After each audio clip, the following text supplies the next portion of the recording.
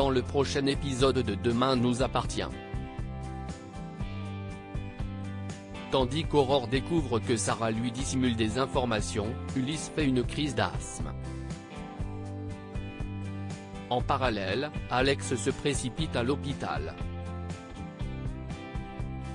Attention, les paragraphes qui suivent contiennent des spoilers sur l'épisode de Demain nous appartient diffusé demain soir sur TF1. Si vous ne voulez rien savoir, ne lisez pas ce qui suit. Mardi 25 août dans Demain nous appartient. Aurore découvre que Sarah lui dissimule des informations après avoir rêvé qu'il tuait Shemsa. Karim se réveille en sursaut perturbé par le cauchemar qu'il vient de faire. Tandis que sa protégée lui apprend qu'elle a obtenu un parloir avec son frère le lendemain, le capitaine Saïd la remercie chaleureusement pour son aide. Plus tard, le docker se fait passer pour un électricien et prétend venir vérifier le système électrique de l'appartement où se trouve Shemsa. Après avoir été fouillé par la police, l'homme pénètre dans la demeure et profite que Karim soit au téléphone pour se saisir d'un cutter dissimulé dans sa chaussette. Shemsa, qui le voit faire, se met à hurler et Karim tente alors de le maîtriser. Malheureusement, le docker parvient à se dégager et à prendre la fuite. Convaincu que son agresseur travaille pour son frère, Shemsa ne veut plus se rendre à Lyon pour parler à Amine et estime que cela ne sert plus à rien. Seulement, Karim la supplie de l'aider et Shemsa finit par accepter d'y aller malgré tout. Pendant ce temps, Timothée est au chevet de Lou et lui assure que Nina rentrera bientôt.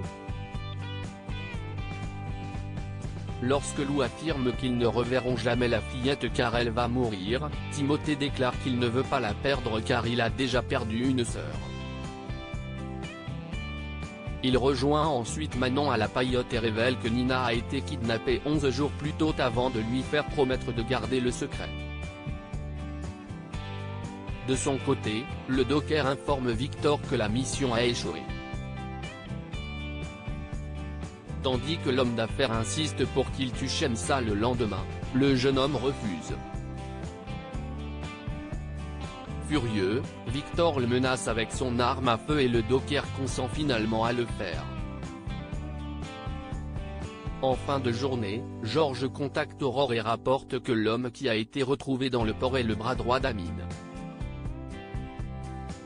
Au moment où elle comprend que Sarah lui a dissimulé des informations pour ralentir l'enquête, Aurore jure d'en découvrir la raison. Ulysse fait une crise d'asthme dans la matinée, Amanda et Ulysse se préparent minutieusement pour leur excursion urbex. Alors qu'Amanda panique à l'idée d'être dans un endroit confiné, Ulysse lui garantit qu'ils pourront faire demi-tour à tout moment si elle se sent mal. Comme elle a confiance en lui, le couple part à la découverte d'un lieu abandonné. Au cours du déjeuner, Ulysse fait une crise d'asthme. Ayant oublié sa ventoline, Amanda réussit à le faire respirer calmement. De retour chez eux, Ulysse remercie sa copine pour avoir pris soin de lui. Bien que ce soit son métier, Amanda est contente d'avoir pu l'aider et lui montrer qu'il peut compter sur elle. Alex se précipite à l'hôpital à Toulon, Alex se fait prêter un portable et téléphone à sa femme pour prendre de ses nouvelles. Lorsque Chloé lui annonce qu'elle est à l'hôpital car elle risque d'accoucher d'ici peu, Alex se précipite pour rentrer. André, qui a entendu la conversation, prévient sa fille qu'il serait ravi de rester auprès d'elle au cas où son gendre ne serait pas là à temps pour assister à la naissance de la petite Céleste. Mais Chloé décline, préférant vivre ce moment seule plutôt qu'avec lui.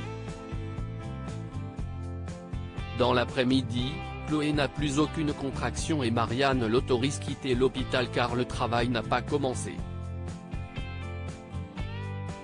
Alors qu'Alex débarque à l'hôpital, sa belle-mère s'amuse à lui faire croire qu'il a manqué l'accouchement de peu avant de lui certifier que Chloé va bien et qu'elle est rentrée chez eux.